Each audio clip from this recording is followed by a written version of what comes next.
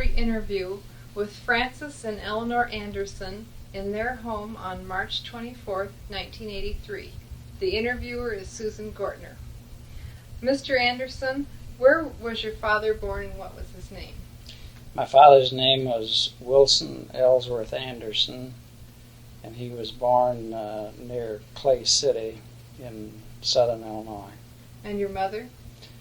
My mother's name was Nancy Adkins Anderson, and she was born in Pickaway County, Ohio, and came to Illinois with her family in a covered wagon about 1880, and settled on a farm in Monticello Township, south west of Monticello, about 4 miles. Mm-hmm. So they've lived here for quite a few years then?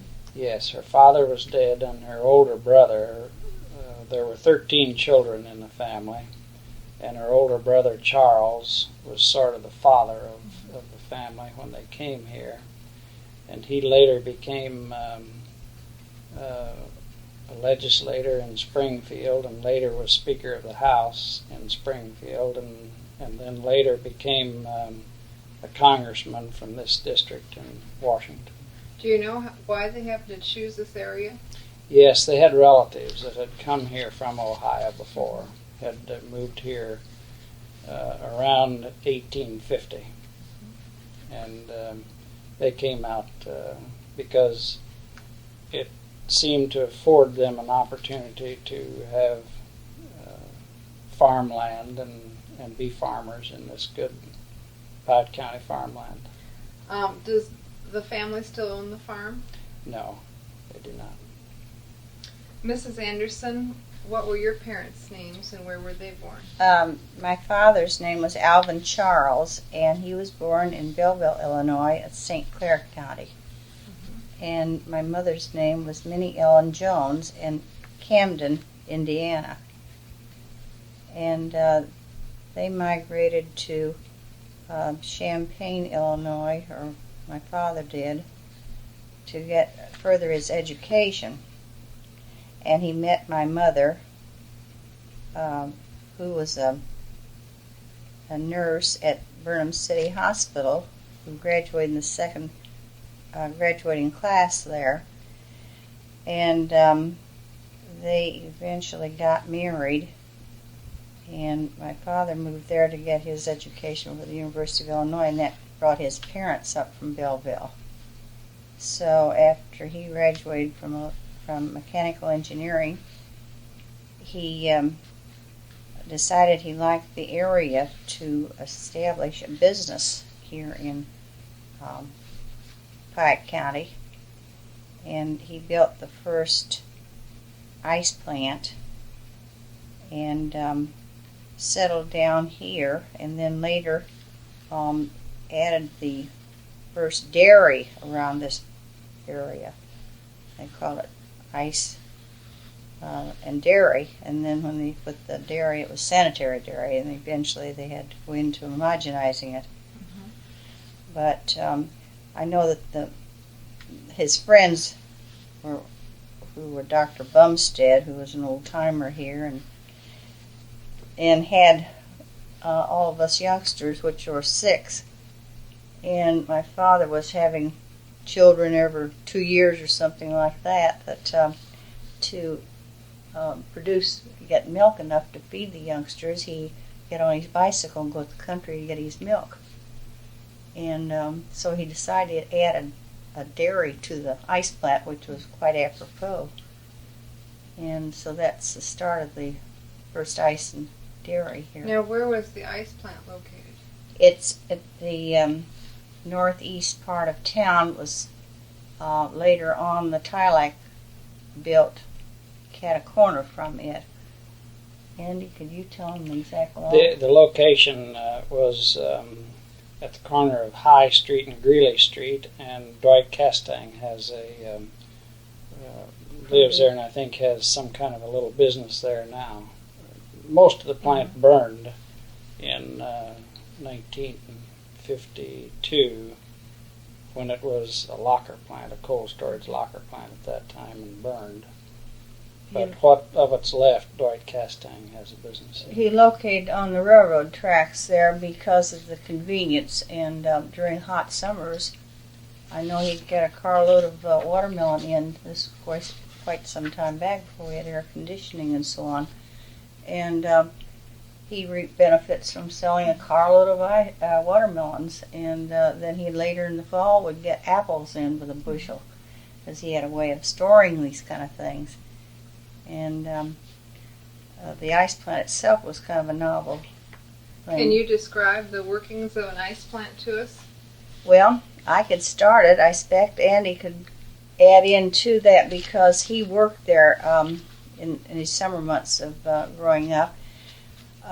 They did make ice in, it's 100 pounds. 300 pounds, and that was made in the floor in big cans that just fit that much water, and it was distilled water, and they had their own distillery there where, was that a natural well? No.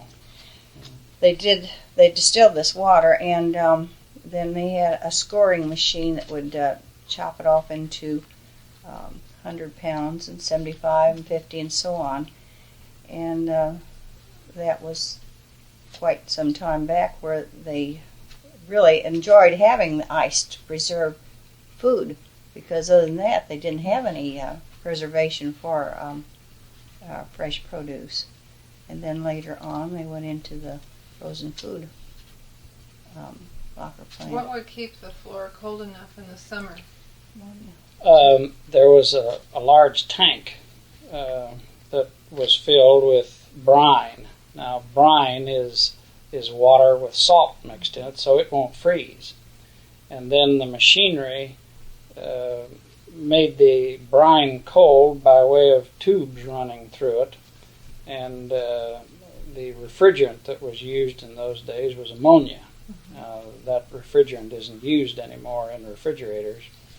But that was used to keep the brine below 32 degrees. And when the brine was below 32 degrees, that froze the water in the cans. And as she said, the water in the cans was distilled water, so it wouldn't be cloudy.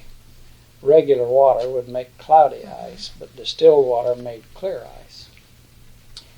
Distilled water wasn't the easiest thing to come by here, because I remember when my father had this plant, there were doctors that would come out there and get... well, he made the distilled water by condensing steam. Mm-hmm. But they'd come out and get a gallon for their equipment. How was the ice delivered? Did people come and pick it up also, or was it both They ways? came and picked it up, and also we delivered ice all over town. I delivered ice all over town for 4 summers. Delivered the whole town. 2 of the first years that I delivered ice, I used a horse on a wagon and pulled that over town. The last 2 years we had a truck, pickup truck. How long would a piece last that you delivered to a home? Generally, if you had a 100-pound refrigerator, we call them, that meant that the refrigerator, or the ice box really, held 100 pounds of ice. And that generally would last 4 days. 50-pound would last 2 days. Some people had 50-pound boxes. We delivered ice every day, but not everyone took ice every day. But if you had a 50-pound box, you took it every other day. If you had a 25-pound box, we had to stop every day. How big was the town at that point? Town was, I'd say, around between 2,500 and 3,000 people. Did they also deliver in the country, or did farmers come in No, and get farmers came and got it. We did not deliver in the country. But on busy days in hot summertime, there were cars and vehicles that we were busy. Somebody was busy there all day long, putting ice either in their cars or on the bumpers of their cars or in their vehicles somewhere or other. And they took it home. Did you give out chips of ice to the children? children always followed the truck and the wagon and got the chips of ice. It was an interesting thing too. Not only my father built that plant, my grandfather was just a faithful servant there. He helped chip the ice off and sold too. He walked out the plant every day. It was just, and he was a retired farmer. That was his livelihood for a long number of years until, well, he died. And in the 1930s, he also had what's called an ice house, refrigerated room in B Mint, and we would take larger truckloads of ice to B Mint and sell it from there. Then eventually the ice plant down there, they call it a storage, they had I added the locker plant down there too. They did the processing here, which took care of smoking and slaughtering and all the necessary things that they had to do. And then there was a unit where it was B-Mint Ice and Locker Company too. And didn't they sell milk down there from our dairy here? So we sold milk down there too. This was the only ice plant, of course, in Piatt County. There wasn't any other ice plant outside of Champaign or Decatur. Where was the locker located? Was it? It was right in the same building. You see, as time went on, more people bought electric refrigerators, so the demand for ice decreased. But the demand also increased for frozen food. This was very early. And the room that formerly stored 1,000 tons of ice was turned into more insulation was put in it, and that was turned into the cold storage locker room. And in that case, we had a zero temperature in this room and steel lockers in there that we rented out to people for, say, $10 a year. And then we would freeze their food and put it in these lockers, and they had their own key, and they would come and get it a little at a time. There were no home freezers in those days. Were most of the things they froze, was it meat? They froze meat and fruit, a lot of strawberries, peaches, vegetables, some vegetables, green beans, corn were the most popular ones. You might say something about your rendering and lard and so on. Yes, we had the whole process. We slaughtered hogs and cattle, and of course rendered lard from the hogs. And the people brought the hogs and cattle in, and we were merely a service organization. We just slaughtered those animals. And see, after I graduated from University of Illinois and worked in Chicago a year, we got married in 1940, and then we came back here, and with my brother-in-law managed and run the cold storage locker business, which included slaughtering. And Harry Combs was the butcher. He was the man that slaughtered the animals and was the butcher. And then later on, a man by the name of John Smith helped Harry, and those two slaughtered all the animals. Then we packaged it too with prepared wax paper. It was all wrapped just similar to the way it's done in a meat market today if you want to freeze meat. I wanted to talk about the dairy just a little bit. No, was the dairy located where it is today? No, it was connected with the ice plant originally. So the dairy started out there. Mm-hmm. When did he start the dairy? Well, let's see, what year was it? Do you remember? I don't remember what year your father started it. It was, I think, in the 1920s. But her brother Bob Miller then graduated from the University of Illinois in 1937 in dairy technology, and he came back to Monticello, and then he run the dairy, and it stayed in that building out there until 1947, when the building that is there now, Bob built that building. knew, and at the same time started selling milk in paper cartons. All up until that time, milk, of course, was sold in bottles. But this was one of the first dairies outside of the Chicago area that sold milk in paper cartons. Then he had ice cream, and he made his own cottage cheese, and then he added the bar, where they sold sandwiches and the things that they do now. When the dairy was in full swing, do you have any idea how many gallons a day they would produce? No, I don't. I wasn't that close to that. What kind of selling radius did they have? Well, he sold all over Piatt County, really. To Later. Grocery stores or Yes. just and homes? And both? homes, too. They had trucks go around the farmers and pick up their milk, too. Mm-hmm. Yes, they later had home delivery in Monticello and Bement, and later in Tuscola. And then he sold to a lot of grocery stores. When did they stop having the dairy? I don't recall. Bob sold the dairy to the Wareham Dairy Company from Taylorville, I think it was, but I don't remember what year it was. Now I want to go back just a little, to your parents.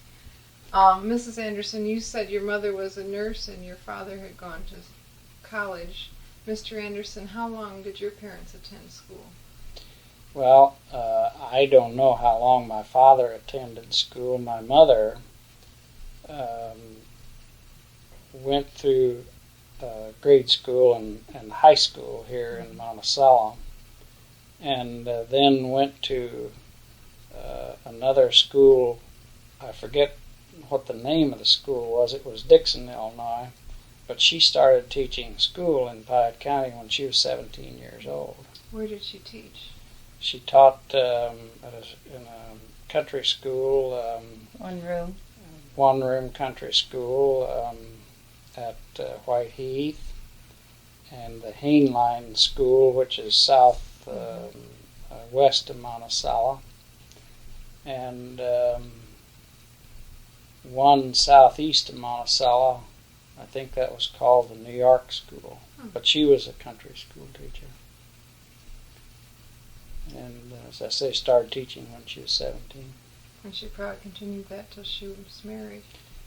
Yes, in 18, I think they were married in 1898, I think it was. You know, schooling was so different then, too. We had a lot of contests. There were spelling bees and arithmetic contests, and they'd have county contests that you'd meet together and have this. They gathered at the high school auditorium. That's entirely different than they used to, or they do now. They literally, we call reading, writing, and arithmetic, and that's really what they learned in those days, because she said that when she didn't have anything else to do, she studied the dictionary. And there was not, she was 74 years old when she died, and I had graduated from the University of Illinois, and there wasn't a word in my vocabulary that I even knew that she couldn't tell me how to spell it and how to pronounce it and what it meant. And when he took Latin, she studied Latin right along with him. Yes. Did you grow up on a farm then? I was born on a farm south of Seymour and lived there until I was 12 years old when we moved into Monticello. What type of chores did you have as your responsibility on the farm? Number one, you started at 4 o'clock in the morning milking cows. And then... how many cows did you have? We had about 12. Mm-hmm. And but that was for our own use. And then my folks did sell some cream and some butter to some people in Monticello. Mm-hmm. But then the other chores around, as you would do on a farm in those days, we we didn't have a tractor. We did all the farming. We had a 320-acre farm. Did all the farming with horses. So I drove horses. Now, how many were in your family?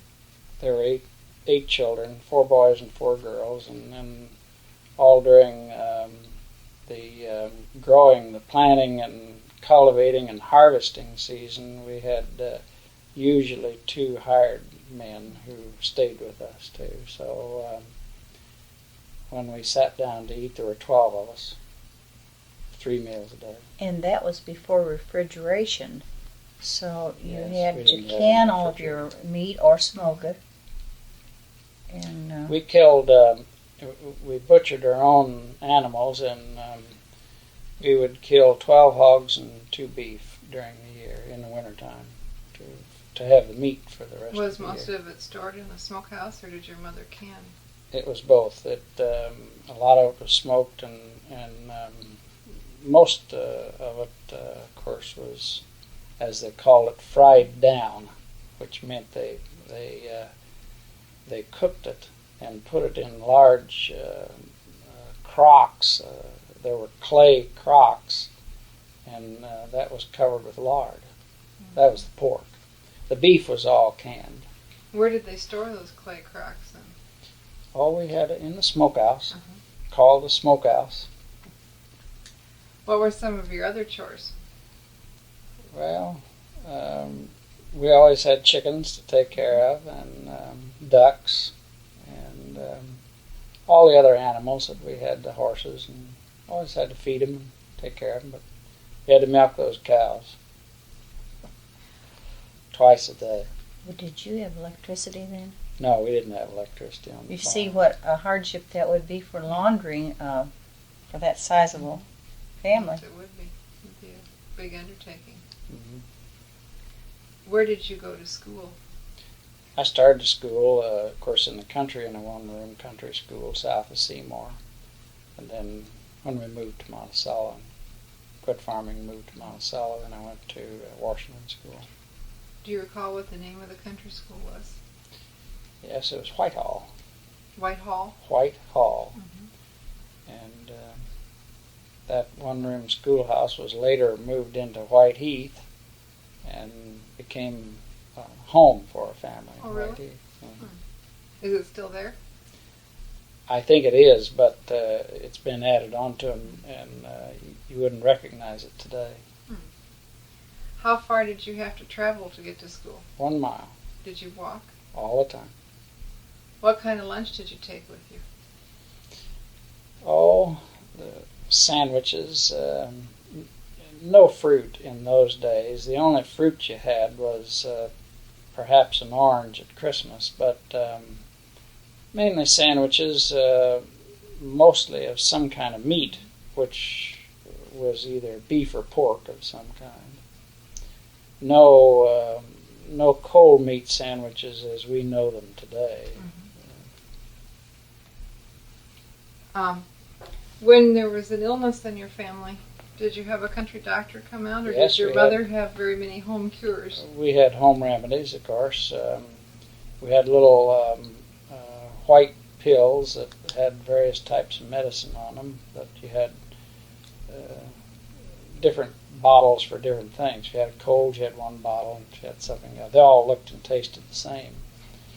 But we did have a country doctor, and I was born at home, and he was from Seymour. His name was Dr. Hartrick, and he would come to the house. Had a horse and a buggy, and came to the house. Were you ever quarantined? Oh yes. For what? Measles, mumps, scarlet fever, the whole thing. You see, I was the youngest of the family, and before they moved south of Seymour, they lived east of Monticello, and all of my brothers and sisters were delivered by Dr. Caldwell. But when we moved to Seymour, then we had a doctor from Seymour, but That Dr. Caldwell was our doctor. And for Dr. all Caldwell was the sheriff of Pipson. Dr. Yes. Caldwell. Mrs. Anderson, did you grow up on the farm, or were you? Did No, you live in I town? was born and reared here in Monticello, fifth on the totem pole. By the time they got to me, they'd run out of names, fifth out of six. And my Dr. Bumstead named me by his in honor of his or memory of his favorite sister. And we lived on Lafayette Street, where it is said that Abe Lincoln had spent a night there. Now I don't know whether that had a thing to do with when they had the famous debate between Monticello and B. Met with Douglas and Lincoln or not. I don't know. But I know that we took some square-headed nails out of that house when we were doing a little bit of modernizing on it. But that was we lived there for 3 years, I believe, in my childhood. We moved down on Meyer Street, and then that's the only home I've always known. Mm-hmm. And I've lived in Monticello all my life. What type of chores did you have as a child? Well, it was a pleasure to go to school, because every summer my father and mother were very frugal, would have to be with 6 youngsters. Every summer was dedicated to canning. Mother would never let any of the girls can, but we did the preparing of strawberries and potting peas, stemming green beans, you name it, we did it. And that wasn't very much fun as far as summers were concerned until we got older. And then we were treated with a couple weeks or a week or two in Michigan at a cottage. But like all children growing up, we had a real nice neighborhood, and we played a lot of games that are just plain not even heard of today. What type of games do you recall? Well, we played New York, New York. That's a game that it sounds foolish today, and then there's a lot of mimicking done in that. And ABC, Squat Where You Be, and hide and seek, of course. And then one potato, two potato. That was migrating up the steps and down the steps again. And one thing about my parents, they were pretty devout Christians. They didn't believe in Sunday shows. Of course, there weren't any at that time, only in the Champaign and so on. And every game you played was a quiet game. You played jacks on Sundays. You couldn't play the hide and seek and so on. No cards. But times changed, and movies became something here in town, but we still didn't go to shows on Sunday. Where did you attend school? I've always attended Washington, except my 5th grade. I had to go to Lincoln School because Washington School was too overpopulated, and they had to take all the 5th grade and put it into Lincoln. And other than that, I've always been here in Monticello High School and grade school system. My mother and father were both PTA presidents. They used to have Mother's Club first, and then they went into Parent-Teacher Association. And they've been very active, both of them, in any activities necessary here in our little community. My mother was very prominent in Girl Scout work, and my daddy worked with Dr. Bumstead and some of the other leaders with the Red Cross here. And of course he was a Rotarian for 1,000 years, it seemed like, because he didn't miss a meeting for I don't know how many years. You probably could tell me better about that, Andy. He was just a faithful. He didn't miss any of the Rotarians' meetings. And both very active in their church work. And then, of course, our church grew from one phase to the next, and the building was pretty essential. And Andy and my dad both worked in the building of the First Presbyterian Church and expanding it into what it is today, which took many years of planning. Now, was the original church located where it is now? No. The original Presbyterian Church was on South Charter Street, about a block and a half south of where the church is now. And then that first church building that's there now, that faces onto Charter Street, was built in 1904. Mm-hmm. And then we put the addition on in 1958. I was chairman of the building committee at that time, and her father was also on the building committee at that time. Way back then, in church work, they used to have penny suppers. This was when I was a child growing up, and it was very attended. We had a real active group of women, mother's age, mm-hmm. And let's see, they had chicken pie, and you'd buy one serving for a penny more, you'd get a second serving, and well, it was just very well attended from all members of all the other churches, and it seemed a shame as time goes on, those things kind of disappear because of the social part of it and mingling all the churches together. But you can understand why those things can't go on for always. And those were the days too. I remember we had so many needy people. Our 6 youngsters in our family, 5 of us, there were 5 girls and 1 boy. We couldn't have 2 dollies in the house because that would be too much population. So my mother would say, if you want a new dolly for Christmas, you have to give up your last year's dolly.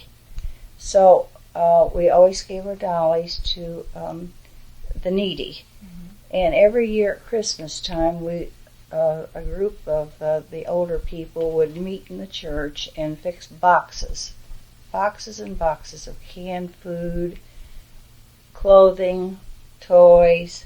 But I always knew my dollies went to a good place. I hated to give them up, of course. But was there ever a Christmas you decided to keep your old one and not get a new one? No. This was understood, and I still have my last dolly. But those are kind of good memories. The activities that went on in our church, and as I say, we didn't have the organizations that take care of no welfare and so on until years later. Did anyone live with your family besides your brothers and sisters and your No, not hardly. When my father and mother bought the home that I grew up in, really, they added a sleeping porch. We had 3 sleeping porches, and they weren't heated. And to keep warm, the first person that went to bed stuck a hot water bottle in each bed.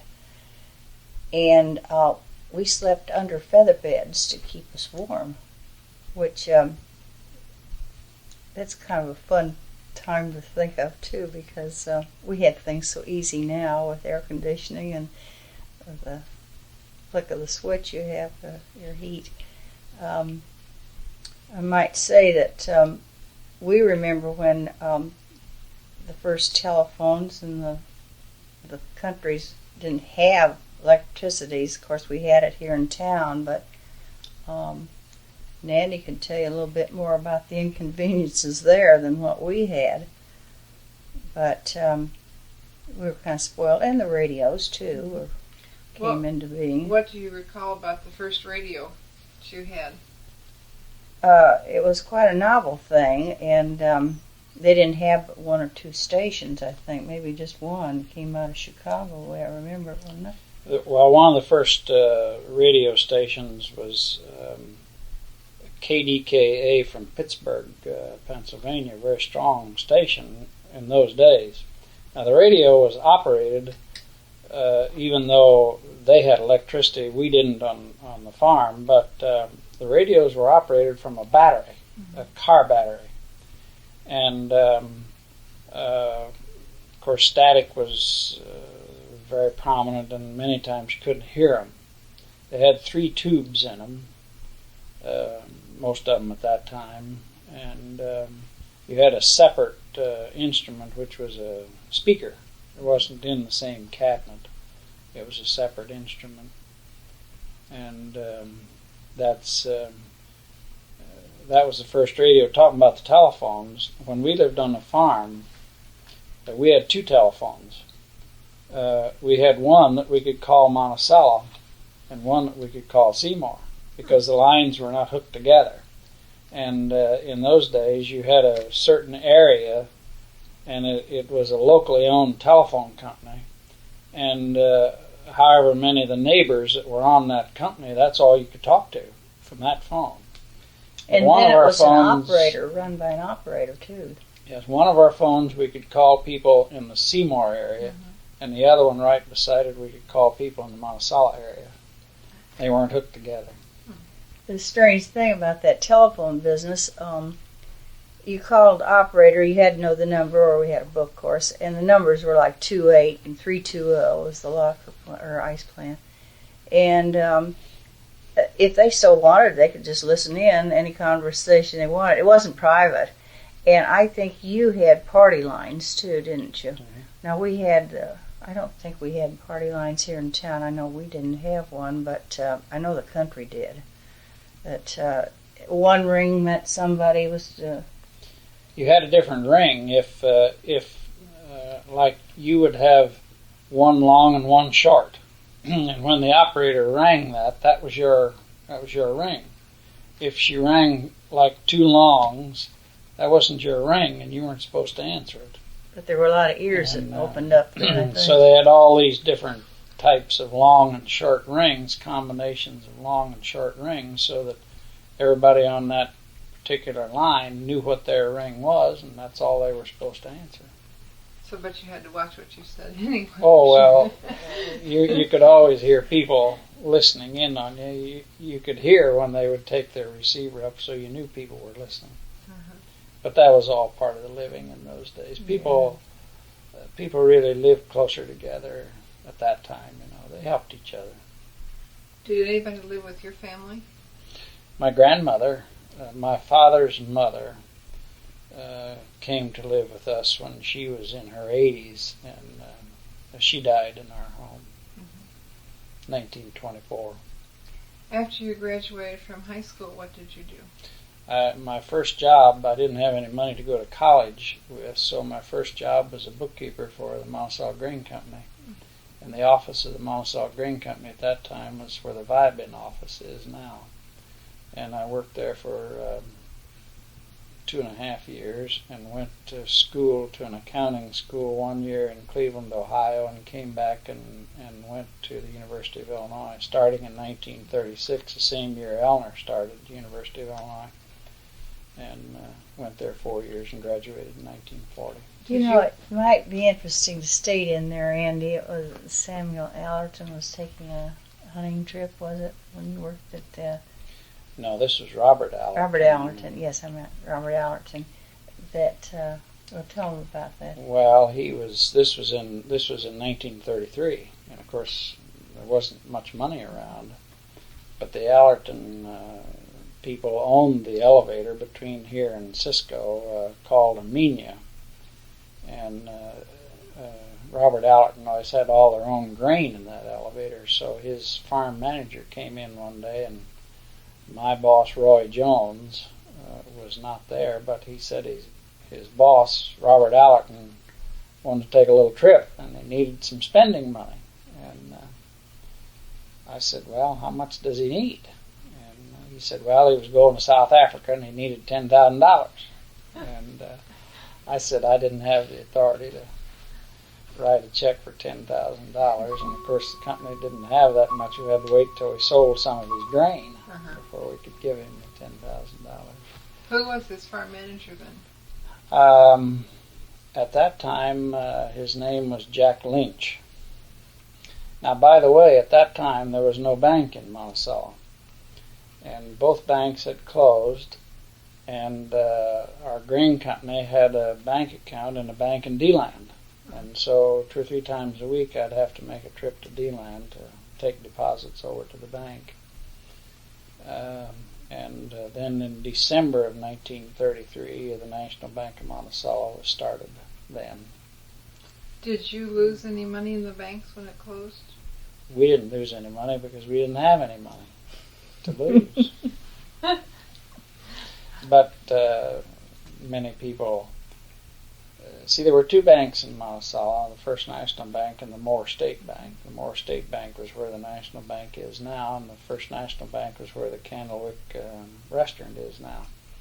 But the First National Bank ultimately, see, they had receivers would come in those days and liquidate the bank, collect the loans and liquidate the bank. And the First National Bank paid all of its depositors all of their money. But the stockholders didn't get any money out of it. They lost what they had. Now, the Moore State Bank paid out about 55% of what you had on deposits you got there. And to carry that a little bit further, you know, Alan Moore was the one that owned the Moore State Bank, and his home was where Kirby Hospital later was located. And he's the one that gave the gymnasium. Alan Moore was one of the 3 men who started the Tylac Company.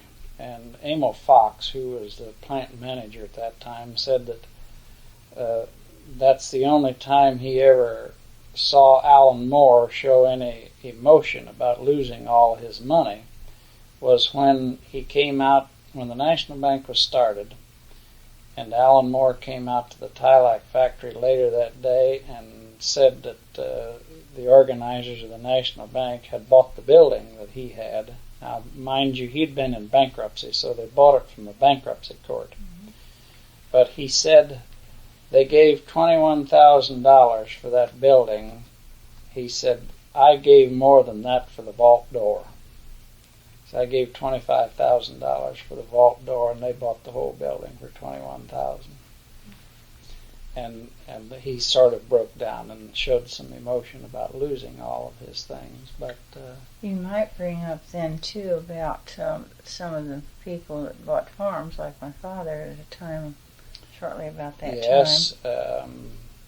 See, going back to the other bank, the First National Bank, a man by the name of William Dighton, whose home was now where it's on North State Street, and I can't think of the man's name. Myers lives there. Mm-hmm. It's across the street south from what used to be the Hot House. But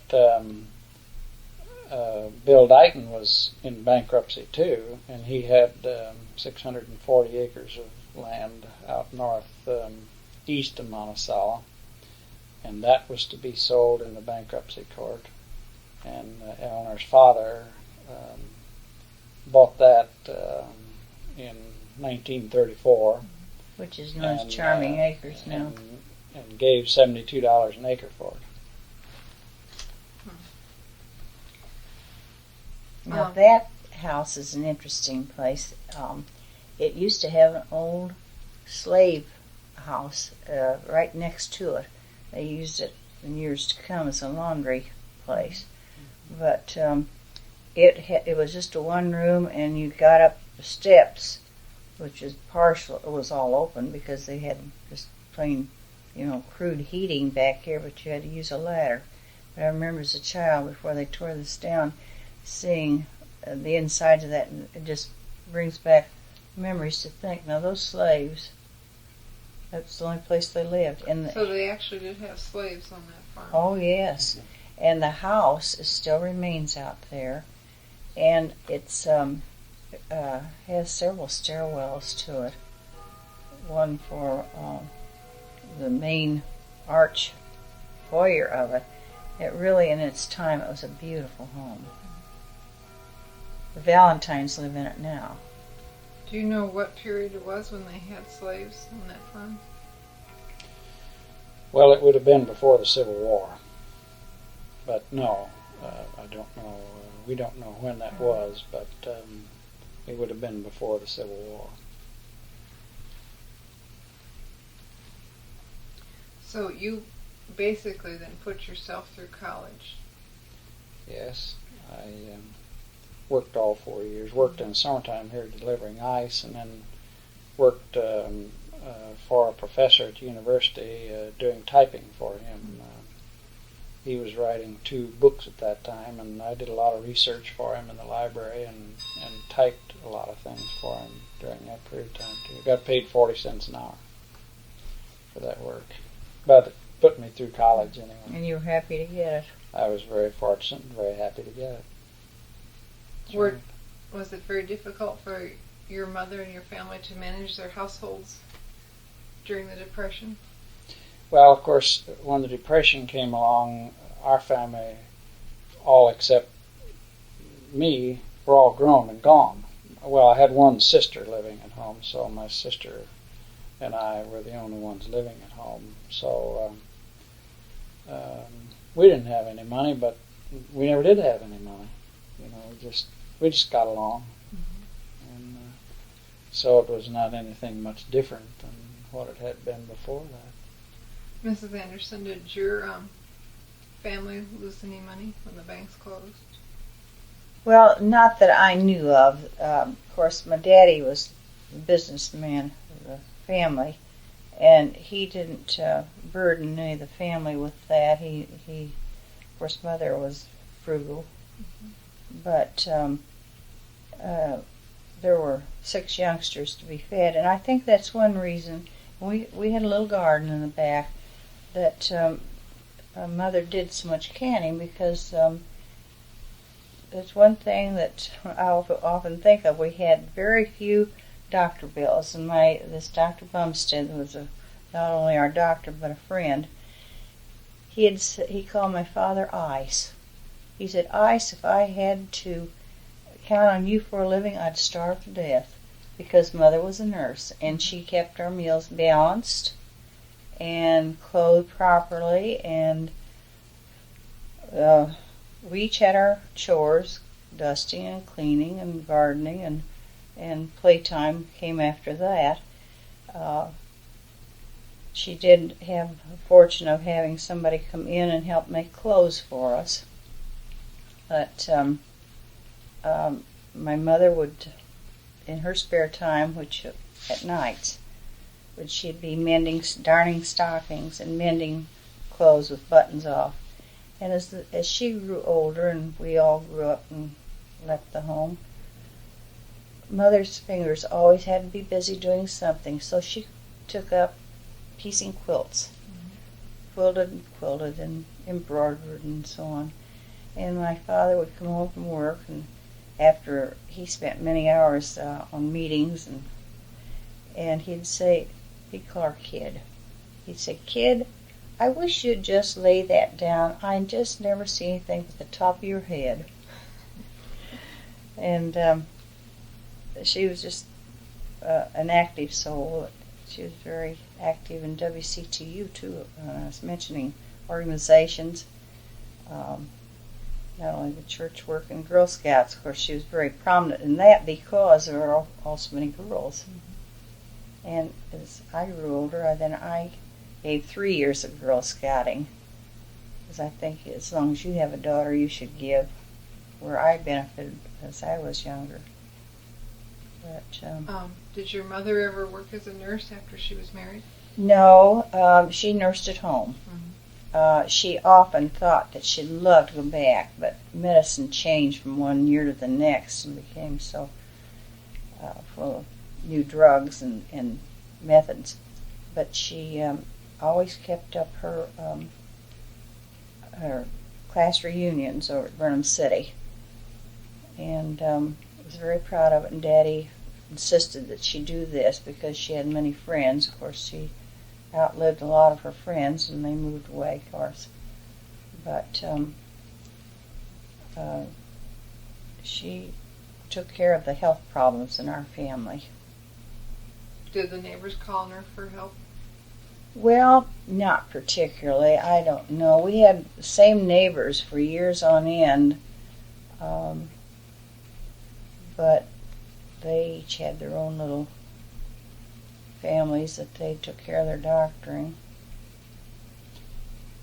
Have you had other people explain to you what the square looked like in those days? No, I was going to ask you, what was it like when you were Well, growing when we up? were young, where Montgomery Ward catalog store is now was a two-level store, and the floor level was a little higher than it is now. So there was a store upstairs and stores downstairs, and you went into both the upstairs and downstairs from the sidewalk.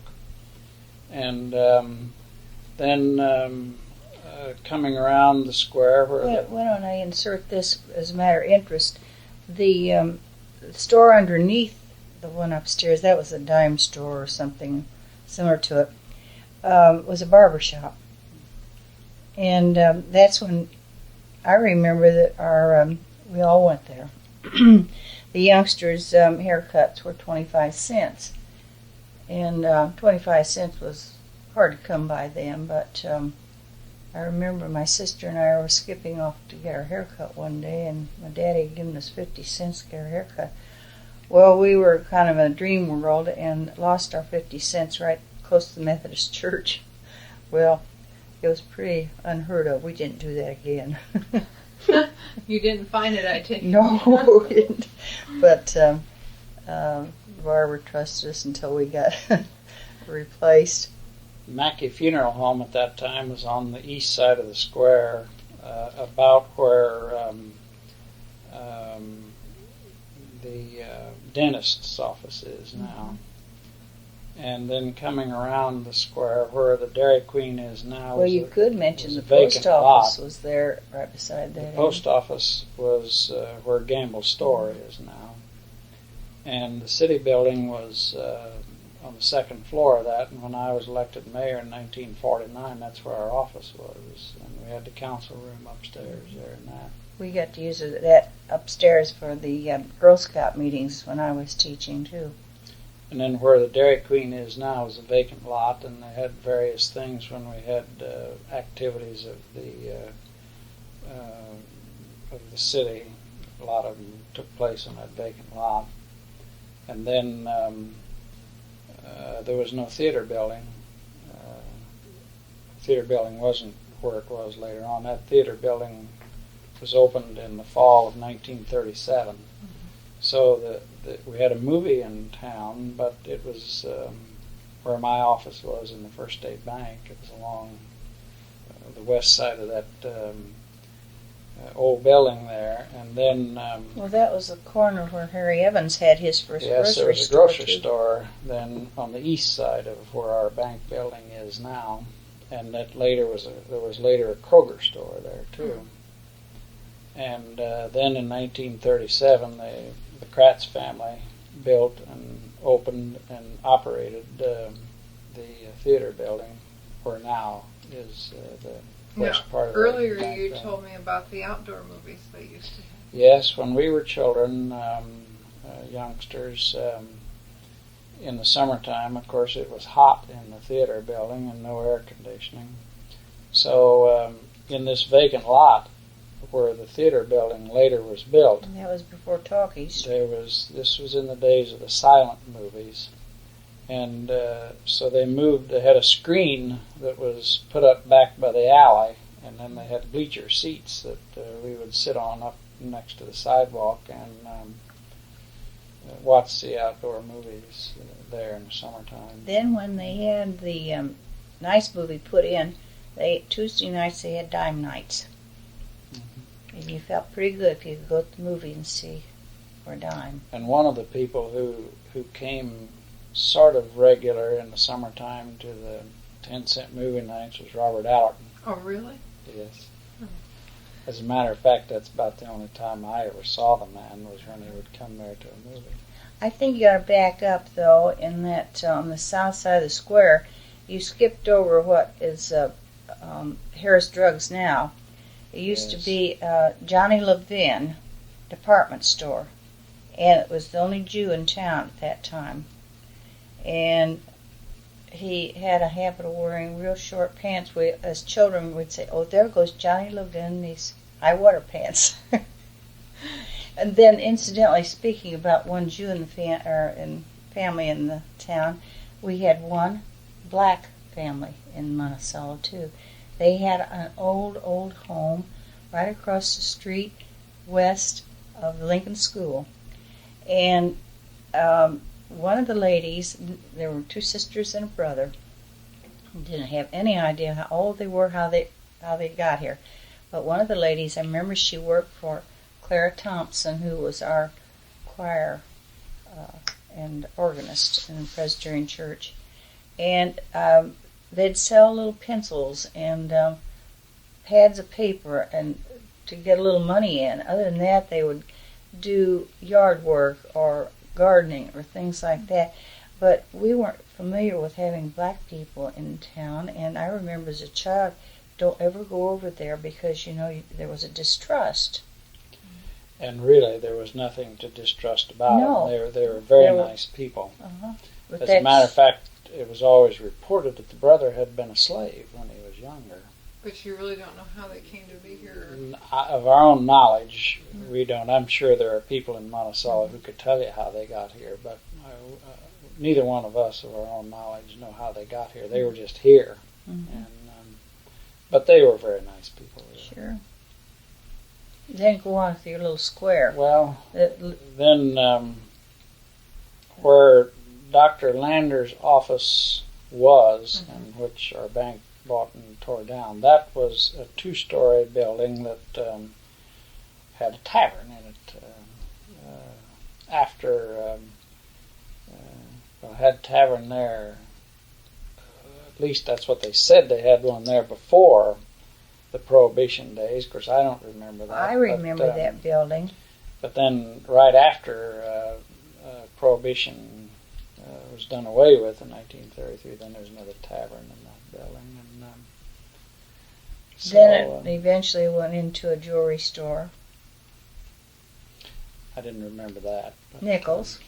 No, not right Nichols. There. Nichols' store was where my office is, where the theater was. Yes, right along that theater. I'm area. talking about the building west of where the theater building is, where Lander's office was. Then that building was finally torn down quite a while before Dr. Landers built his building there. And then on the west side of the square is pretty much the way it is. Well, as far as the buildings are concerned, but had a big fire there. They had a harness shop there, and then they had Bill and Pete's originally was on the west side, and that's when we bought our little lollipops.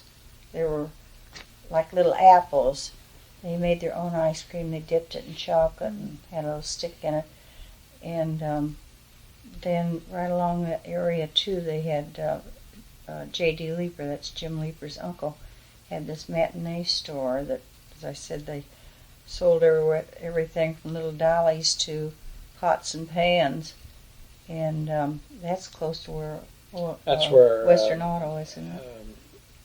Well, it's Maynard Surrey stores there now. Yes. Yeah. That was the building that it was in. And Bill and Pete's was in the building right south of it.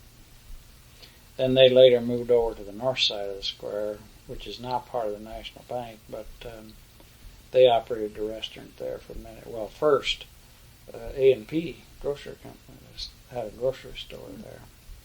And then the west side of the square had a grocery store there, and they had I remember Frank Cressup had one there. They had a restaurant there run by Clodfelders. And yes, Frank Cressup had his grocery store there. Earlier it was Hazard's. Of course, you can look in the history of Monticello and see the Hazard family who had a grocery store there. Then it's right close to the drugstore where Gooker's had theirs for a long Paul time. Gooker came here, I think, in 1926 and bought the drugstore that he operated for many years.